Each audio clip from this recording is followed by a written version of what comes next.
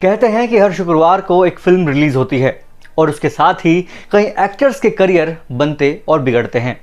ऐसे में इस फिल्मी दुनिया में एक लंबे समय तक अपनी पहचान बनाए रख पाना बेहद ही मुश्किल काम है।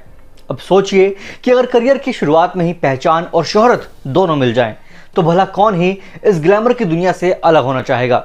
लेकिन आज हम आपको एक ऐसी एक्ट्रेस के बारे में बताने जा रहे हैं जिन्होंने अपने करियर के पीक पर इस इंडस्ट्री से मुंह मोड़ लिया। नमस्कार, मैं हूं आपका अपना इशू समर। वीडियो शुरू करने से पहले आपसे एक रिक्वेस्ट है कि वीडियो को अंत तक जरूर देखें, पसंद आए तो लाइक भी करें और चैनल पर नए हैं तो सब्सक्राइब भी जरूर कर लें।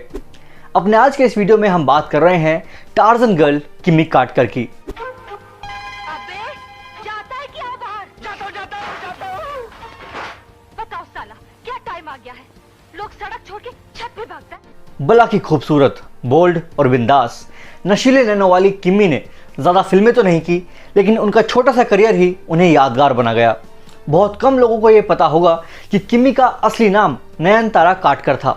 फिल्मों में आने के लिए उन्होंने अपना नाम बदलकर किमी काटकर कर लिया था। महज 20 साल की उम्र से एक्टिंग का फिल्मी सफर शुरू करने वाली किमी अपने फिल्मी करियर में उस मुकाम तक पहुंच गई थी जहां पहुंच पाना कई एक्ट्रेसेस का सपना होता है।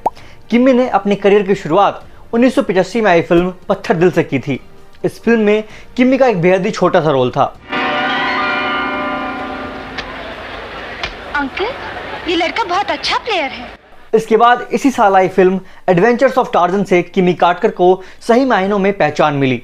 इस फिल्म में किमी के अपोजिट हेमंत बिर्जे मुख्य भूमिका में थे।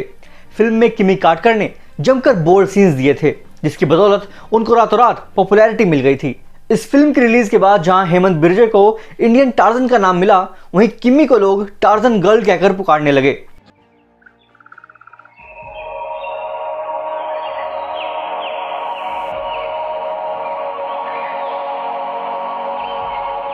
इस फिल्म से जुड़ा एक किस्सा बेहद मशहूर है। वो ये है कि द एडवेंचर्स ऑफ टार्जन की शूटिंग में किमी को छोटे कपड़े पहनने थे।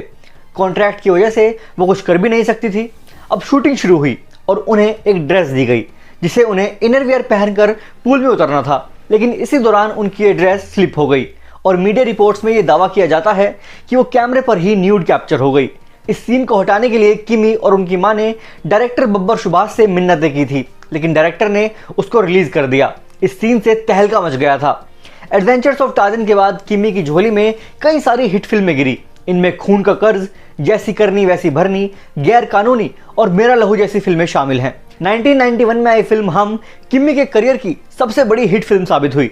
हम में किमी कार्टर ने अमिताभ बच्चन के अपोजिट मुख्य भूमिका निभाई थी। इस फिल्म का गाना जुम्मा चुम्मा दे दे भला कोई कैसे भूल सकता है। अमिताभ और किमी पर फिल्माया गया ये गाना सुपर डुपर हिट साबित हुआ था और आज भी ये गाना उसी जोश के साथ सुना जाता है। चुम्मा चुम्मा दे दे चुम्मा।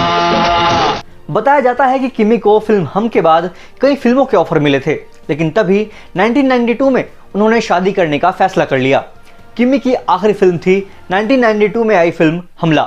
फिल्म में किमी के साथ धर्मेंद्र और अनिल कपूर लीड रोल में थे।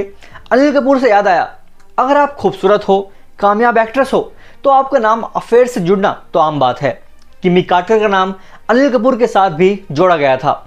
दोनों ने साथ में आग से खेलेंगे, हमला, काला बाजार, इंतकाम, अभिमन्यु और सोने पे सुहागा जैसी फिल्में की। हालांकि अनिल कपूर की शादी 1984 में सुनीता कपूर से हो गई थी। बावजूद इसके एक्टर के एक्स्ट्रा मैरिटल अफेयर की खबरें उड़ी थी।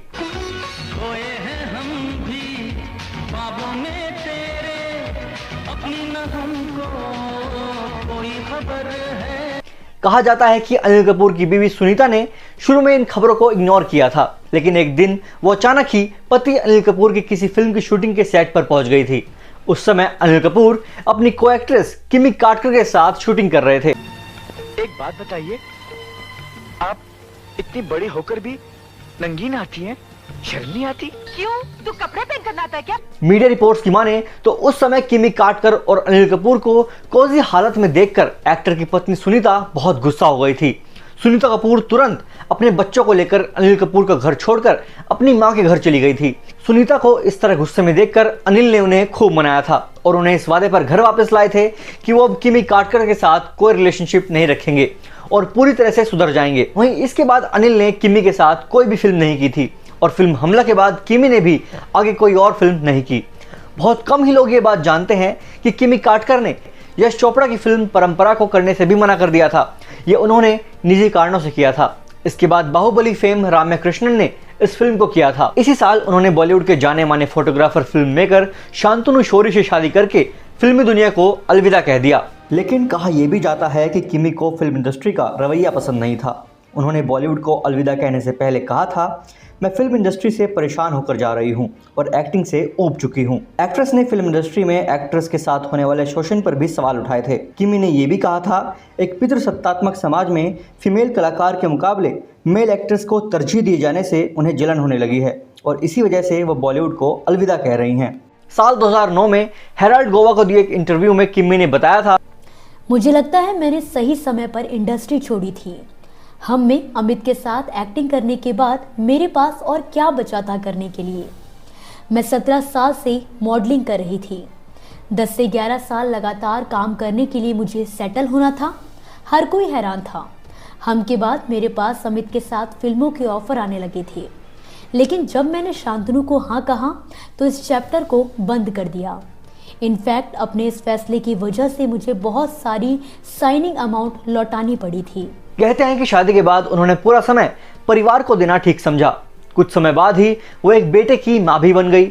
खबर थी कि शादी के बाद किमी ऑस्ट्रेलिया स्थित मेलबर्न शिफ्ट हो गई थी।